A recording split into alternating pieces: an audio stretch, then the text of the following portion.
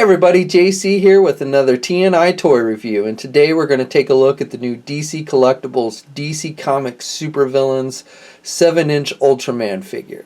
Now this figure is part of DC Collectibles Crime Syndicate wave. The final 3 figures in the Crime Syndicate were released this week with Ultraman, Power Ring, and Superwoman. And so today we're going to take a look at Ultraman. And like with all the DC collectible figures of recent, this figure comes packaged in your standard window box type packaging. You've got the Crime Syndicate logo up at the top. You've got DC Comics Supervillain underneath that. And then you've got the figure clearly displayed in the window so you can see what you're getting. And then underneath that you have the figure's name. And for this figure, the box coloring is black and dark blues to match the character. And also very similar to what we saw with the Bizarro figure that was released last week. Then on the one side you have a darkened in picture of the Ultraman character, and then the other side you have a picture of the actual figure. Once again, it tells us this figure stands approximately 6.75 inches tall and that the figure is sculpted by Gentle Giant Studios. It seems like ever since we started getting added articulation on the figures, that all of DC Collectibles figures are now sculpted by Gentle Giant. I don't know if there's a connection between the articulation and Gentle Giant doing the sculpting or not, but it seems to be definitely all the recent figures are being sculpted by Gentle Giant these days for DC Collectibles. Then on the back you have a thumbnail image of the Ultraman character. You have a brief bio about him. And then underneath that you have a look at all the figures in the Crime Syndicate wave. And as I said, as of this week, now all 6 figures are available for purchase at either your comic and specialty shops or your favorite online e-tailer. Okay, so let's get this figure open and take a look at what's inside. So here's a look at the figure outside of the packaging. Now, just in case you're not familiar with Ultraman and the Crime Syndicate, Ultraman is basically an evil version of Superman from a different dimension. So he's basically got very similar powers, very similar look.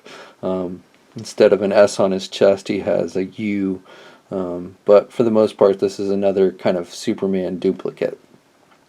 So the figure, the paint apps, you have a darker blue on the costume than what we see with Superman's costume. As I mentioned, he's got the U on the chest, and then he's got red cape just like Superman and red boots. The costume doesn't look as metallic as like Superman's New 52 costume, but very similar in design. Now, I will say, for the most part, I'm a little disappointed with the paint job on this figure. It's a little more sloppy than what I'm accustomed to with DC collectible figures. I actually had to search through at the comic shop when I picked this up to find a figure that didn't have like blemishes on the face and stuff. And even still, you can see like on his chest where some of the red has bled into the yellow. On the belt, actually, I would say they made an error because in the comics and stuff, the U on his belt is red, whereas on this figure they've just made it all yellow. And then again, on some of the images you see in the comics of Ultraman, he's got red trim on his wrist where the costume meets the skin. Now, I will say that some pictures you see of him doesn't have that red trim, so kind of let that one slide a little bit. But I do think technically he's supposed to have red trim there at the wrists. Also, now his cape, which is that kind of soft vinyl material that we see on most of the DC collectible figures with capes. And I don't know if it's comic accurate, I've never really paid attention, but they've made the cape so it's kind of dirty or tattered, charred at the bottom. He's even got a hole in his cape there towards the bottom, which I actually like. I think it gives it added dimension, kind of makes him more evil looking, I guess. But one thing I want to point out is, like with the Bizarro figure that we looked at the other day, when you lift out the cape, it looks like there's some paint that's bled off of the cape onto the back of the figure. It's not, again, not a major thing because, you know, basically his back's covered by the cape, but just something I wanted to point out. Scale-wise, this figure stands just under 7 inches tall, so even though it says on the packaging he stands 6.75 inches tall, I would say he's much closer to 7 inches than 6.75. He is about the same height as the DC Collectibles New 52 Superman, which is accurate because they're basically same character from different dimensions. And then also he's about the same height as the DC Collectibles New 52 Bizarro figure.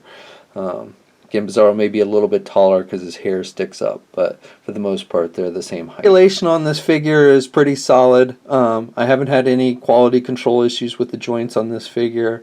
No problem with any joints sticking or anything. That may just be my figure. You know, I can't guarantee that all the figures will be problem free, but for my figure I have not had any quality control issues. And as far as articulation goes, you know, like with most of the figures we've been seeing recently, it has a fair amount of articulation and you're able to get them in some pretty good poses. Very similar to what we saw with the Bizarro figure that we looked at the other day. So just to go over it real quick, the head's on a ball joint, so he doesn't have much up movement, but he does look down a little bit and he looks left and right. A hinge would have been nice just so you could like get the head up more for flight poses, but unfortunately it's just a ball joint. Now you can kind of half it off the ball joint to get him to look up some, so you can get him in some halfway decent poses with flight and everything. Arms connected with standard ball hinge joints at the shoulder so he can get his arms straight out, and he's got good rotation, and the cape really doesn't prohibit the movement too much. He's got the swivel at the bicep, and then he's got the single hinged elbow, and then he does have hinges and swivel at the wrist. He has an ab crunch, so he can bend down and he can kind of look up, and again this is good for like getting him into flight poses and stuff. He's got a swivel at the waist, and then the legs are attached with ball joints, and so he can do the splits well. He's got the thigh swivel, and he can do his legs straight forward. Again, like with most of the figures, he kind of can do that leg out and back, but not straight back.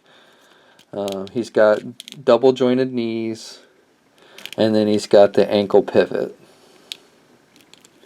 and one peg hole on the bottom of the foot. So other than a few paint blemishes, you know, it would have been nice to have the red on the belt to give it some more definition. I also think that the skin tone they used on the face is a little pale. He comes off looking a little pale. I don't mind the red eyes for the heat vision, and again, it kind of gives him an evil look, since this is kind of an evil version of Superman. So I don't mind that too much. Hands are both sculpted closed-fisted. It might have been nice to maybe give him one open hand just so he could hold things, but for the most part, that doesn't bother me too much. You can get him some good punching poses and stuff. Good articulation, and definitely if you're, you know, are collecting the Crime Syndicate figures, you'll definitely want to pick this one up. The only real disappointing thing about this is now, you know, we've got Bizarro and Ultraman with this really nice articulation, but yet we're still stuck with this new 52 Superman that has next to no articulation. So, you know, it really kind of makes you want that much more a new Superman figure with added articulation, like these more recent figures. But as I said, this figure is hitting shelves now at your comic and specialty shops and e-tailers, so if you want to pick them up, start checking now. And that's my review. We'll be reviewing the final two figures in the Crime Syndicate wave in the next few days with Superwoman and Power Ring. So stay tuned for that. Like the review if you liked it, comment, let us know what you think, and until next time, I'll check you later.